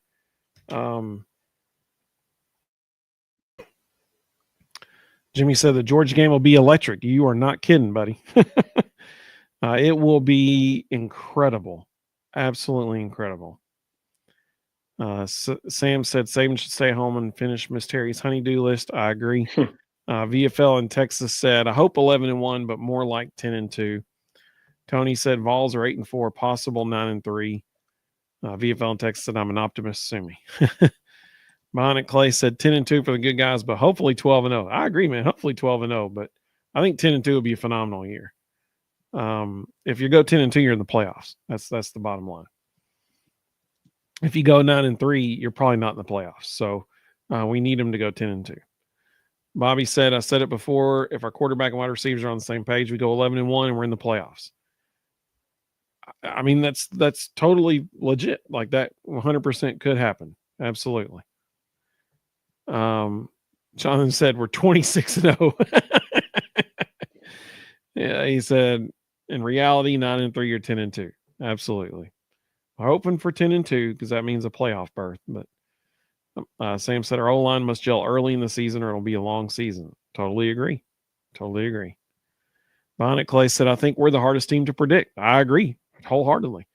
He said hard to take the orange tinted glasses off. Absolutely. But I mean, also we have orange tinted glasses, but also there's so much unknown about our team, so much unproven about our team. Particularly on the offensive side of the ball. We know we got the best punter in the country. We know that. Only dude in the country is going to be kicking it off either foot. So Sam said the quarterback can play if the line is not buying him time. I mean, it's going to be on the offensive line for sure. Jonathan said we split Bama and Georgia this year. Hey, if we do that, we're in the playoff, essentially. Mm-hmm. So let's do that. I'm all for that. VFL and Texas said our defense and crowd plus the early season game gives us a win against Georgia. I would love it if it were at night. Unfortunately, it's in the mid-afternoon, and with it being in mid-September, it's not going to get dark. So it'll be an afternoon game, but hopefully we pull it out. Absolutely. HC14 said, hopefully we break the decimal record again against Georgia. That's a great point. Last time, the day that the decibel record was set in Neyland Stadium was against Georgia 2 years ago. Opening play of the game, actually, for Tennessee when Jalen Wright took it, 55 yards to the house for a touchdown, something like that. Jeff Puckett, welcome, buddy. He said, I still stand by my 10 or 11 wins, and this being our best year so far under hype with Joey Aguilar leading the way. Hope so, man. Hope so. Mississippi Vol said 8-4. John said, I really believe we see a fake punt this season, possibly against Georgia. Absolutely. VFL in Texas said he was at the game that we set the decibel record. That's awesome. That's really cool. Well, we got 3 teams left. I think the next one's probably going to be pretty quick.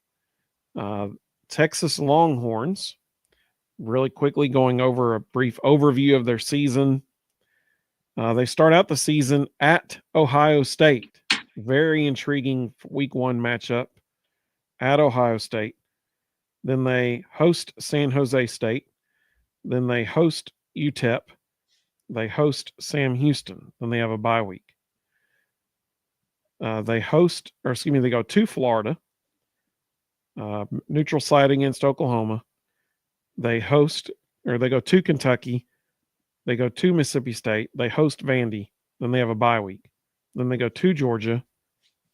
Then they host Arkansas, and they end the season hosting Texas A&M.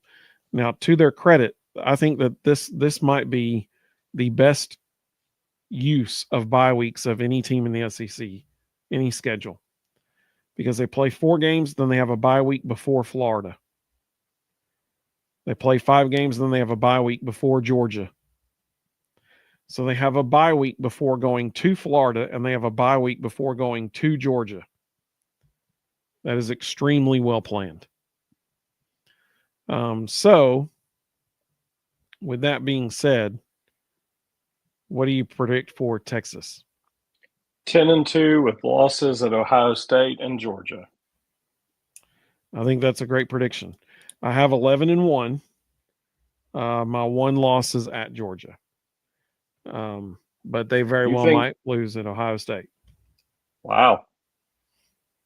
Going into Ohio State in opening weekend that's going to be tough. Oh, absolutely. Absolutely. But Ohio State will be breaking in a new quarterback. Of course, so will Texas. Arch is not going to have an easy time, but I think that it would be easier, not noise level, at Ohio State than it would be at somewhere like Georgia or Neyland or something like that. So I got them going 11-1 with the 1 loss being Georgia. Ruston has 10-2 with a loss at Georgia and at Ohio State, which is a very good prediction, probably more accurate. VFL in Texas said 12-0. Bionic Clay said 11-1. He liked my analysis of the bye week scenario. Jonathan said 10-2 or 11-1. Bobby said 11-1. Pretty good consensus there that Texas is going to have a strong year and be in the playoff again. Pretty solid consensus among everybody about that. All right, so let's go to their counterpart in Texas, Texas A&M. Brief overview of their season. They host Texas San Antonio to start out the season. Then they host Utah State. Then they have to travel to Notre Dame. Then they have a bye week. Then they host Auburn. They host Mississippi State. They host Florida. Then they go to Arkansas and to LSU. Then they have a bye week. Then they go to Missouri. They host South Carolina. They host Samford. And then they end the season at Texas. Very weird usage of bye weeks, in my opinion. But what do you predict for their season? 10-2 with losses against LSU and Texas. Whoa. 10-2 with losses against LSU and Texas. Yep. So I have them going 8-4. I have them losing at Notre Dame. I have them losing at Florida. And I have them losing against LSU and Texas. But let's say you're right for a moment. If you're right, that means that they're going to start the season 1, 2, 3, 4, 5, 6, 7-0. Yep. They very well, I mean, that means they will have beaten Notre Dame and Florida. They very well might be a top 10 team by that point. Being 7-0, having beaten Notre Dame and Florida. You've got Mike Elko in year 2. Mike Elko has been wildly successful everywhere he's been, including beating Notre Dame when he was the head coach at Duke. You've got Colin Klein in his second year as offensive coordinator. You got Marcel Reed coming back at quarterback. I'm telling you, this A&M team is going to surprise people. They're going to be deep. They're going to play excellent defense because Mike Elko doesn't know anything else. They're going to be great defensively no matter what. And that Notre Dame game's week 3. They have no quarterback. And I'm not sure they're going to have one by week 3. And I'll take Marcel Reed over their quarterbacks any day of the week, and I'll take Mike Elko over their defense any day of the week. So I'm just telling you, watch out for A&M. VFL in Texas said he thinks they go 8-4. Behind it, Clay said 8-4. Jonathan said 10-2, and they beat Texas. So he has them losing to, I'm guessing, LSU and either Florida or Notre Dame, one of the two. And then Bobby has them going 9-3. Well, with that being said, our last team is Vanderbilt, the one that Google forgot about. And if you're just tuning in, earlier I Googled SEC teams alphabetical order, and it gave me all of them except Vanderbilt. It left them off the list, which cracked me up. So Vanderbilt, overview of their season, they host Charleston Southern. Then they go to Virginia Tech week 2. That's going to be a fun one. That's pretty cool. Shout out to Virginia Tech. Virginia Tech, their first 2 games of the season are against SEC teams. Virginia Tech starts the season on a Sunday in a neutral site game in Atlanta against South Carolina. And then their second game of the season is hosting Vanderbilt 6 days later. I love it. Go Virginia Tech. Then they go to South Carolina. They come back and host Georgia State, which would be a revenge game for Vanderbilt from last year. Then they host Utah State. Then they go to Alabama. Then they have a bye week. So they play 6 games before their first bye week. Then they host LSU. They host Missouri.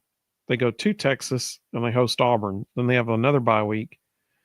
And then they finish their season hosting Kentucky and then going to Neyland Stadium. So with that schedule, what do you predict for Vanderbilt? I've got them at 7-5 with losses against South Carolina, Alabama, LSU, Texas, and Tennessee. So you have them beating Missouri and Auburn. Yep. So I got them at 5-7, and the only difference is those 2 games. I have them losing to Missouri and Auburn. Diego Pavia is 2-0 against Hugh Freeze. Yep, he sure is. And that Missouri game's in Nashville. I will be fascinated to see that week 2 game at Virginia Tech. That's going to be really, really cool. Well, so when you take all of our predictions and you put them all together, both of us have Georgia going 12-0. So both of us have Georgia winning, and they're the only team that both of us have going 12-0. So both of us have Georgia winning the SEC outright this year, regular season. Ruston has one team going 11-1 after that, and then that's LSU, and he has three teams going 10-2: Alabama, Texas, and Texas A&M. So Ruston's SEC championship game prediction is Georgia against LSU in the SEC championship game. I have Georgia, obviously, in the SEC championship game going 12-0. And then I actually have two teams tied at 11-1. LSU and Texas. Of course, one thing we got to remember is conference record. I'm just sitting here talking about overall record. Conference record, that's a whole different ballgame. And so you would actually have a tie for second in conference with LSU and Texas. And that is the exact same tie that I have for number 2 in conference. Now, then we got to get into all the crazy tiebreaker rules that we did a whole video on last year. You can go back and watch that. The tiebreaker rule that would win it would be the second tiebreaker rule. For me, they both have two common opponents. First is head-to-head. They don't play each other. The second is record against all common conference opponents. Well, they have two common conference opponents, and that is Oklahoma and Florida. In that situation, my tiebreaker would go to Texas because we both have them beating Florida. I have them beating Oklahoma and LSU losing to Oklahoma. So my but man, yours gets even crazier because you have LSU.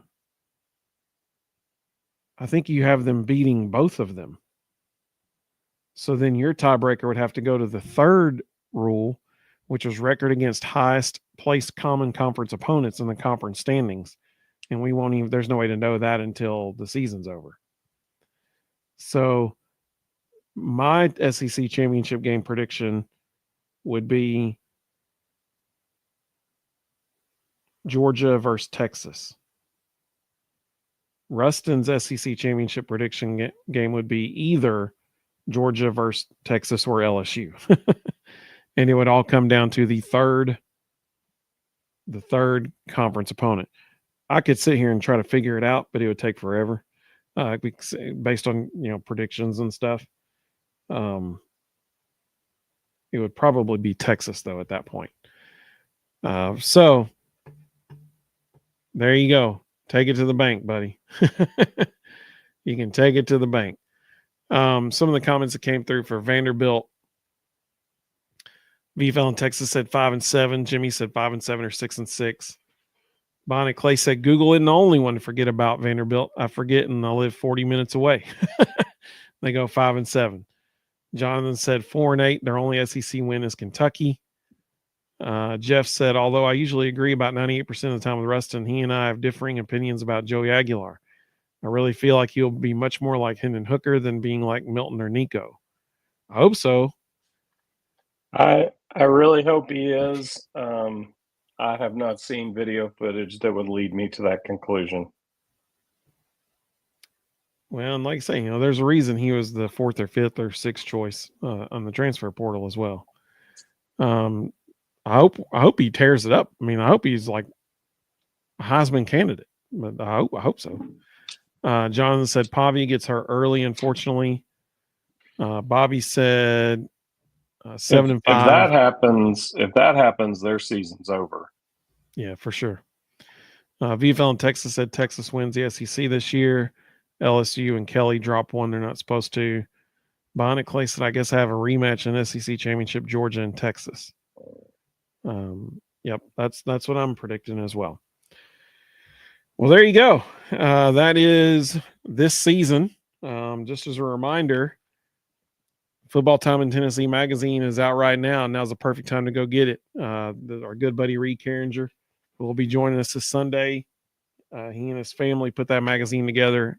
It is must-read material for Tennessee football fans, no doubt about it. We really do appreciate everybody joining us tonight. You'll be sure to join us on Thursday. We will be live again. Today's Thursday. I just totally skipped Sunday. Please join us Sunday. I literally was just talking about that's when Reed's joining us. So be sure to join us on Sunday. I'm really looking forward to hearing from Reed because, he always gives his opinion from a perspective of, we're going to ask him about SEC Media Days. He was there. For years, he was there as a journalist in the room. And so I'm looking forward to hearing what he, even watching it on TV now, what he sees that maybe we don't see and what other people don't see as a journalist. And so I'm looking forward to hearing from him. VFL said, go Big Orange. Bonnet Clay said, have a good one, everybody. We hope everybody has a great evening. We hope you join us Sunday night at 9:00. We'll be right here. For our watch party fan members, be on the lookout for a message from us in the next couple of days. We're going to let you know when this monthly members only live stream will be. So be on the lookout for that. We hope everybody have a great evening. Sam said, Evan, do you watch any of the Open? Absolutely, I did. Absolutely, I did. It was fascinating today. Just incredible. Jonathan said, great show as always. I'll see everyone Sunday night. Have a great rest of the week. Hey, we appreciate you, buddy. Sam, I was rooting for Tommy Fleetwood to win the tournament that means the most to him. But man, Scotty Scheffler came out really, really well. And then some young dudes came out firing as well. When the dude dunked it off the hill, chipping, I can't remember, I think McMaster, I can't remember. But it was fun to watch today. Minagi said Sunday, absolutely. Matt said, go Vols, baby. That's right. He knows what I'm about to say. If you like my hat, Tony Vitello goat hat, you can get that at thevolbros.com/shop. We appreciate that very much. We hope all of you have a great, great week. To our Sam said, how good would it be to play that course? Dude, that'd be awesome. It'd be so cool. The backdrop is beautiful. The ocean is so good. Miyawaki, we thank you. You're awesome. Thank you. We hope everybody has a great weekend ahead of you. Go Vols, baby. And we will see all of you Sunday night.